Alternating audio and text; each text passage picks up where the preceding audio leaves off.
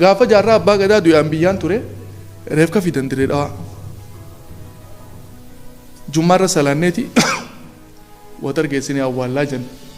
calanqoo jaanitti calanqoon ta'u calanqoon lafa gootaati lafa gootitti awwaalame jaarraan gootaa miti bakka san hin madaaluu jaan oppidiyoon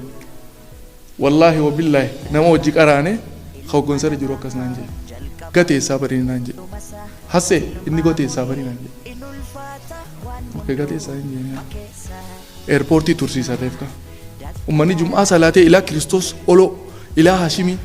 isfaaltii guutee namni eeguu ture jaarraa dhufa jaanii reefka isaa dhufa jaanii eerpoortii tursiisan hooldu godhan hanqa isaa 8 isaa alama jechuun akkasitti eegeen namni dhabnaan firraa gale yeroo namni galee booda nu gadhiisan reefka eerpoortiirra salfii takkan kun nama sagalee mukudhan irra salaanneeti fuunee akka nama dorgommiitti watar gizee mana jaarraa abbaa gadaa fageessinu ummanni osoo tatta'a maal ennaan bar jaarraa finnee jaarraa kam qabiyya biraa du'e moo jaan ganda isaaniitti bal watar jirra diinni nama keetiif kabajaan qabaatu wanni isaan sodaatan maali qabsoon namni kun osoo jiruu godhe tagalman gahin du'aa isaatiin akka nutti hin kaanee jaanii sodaatan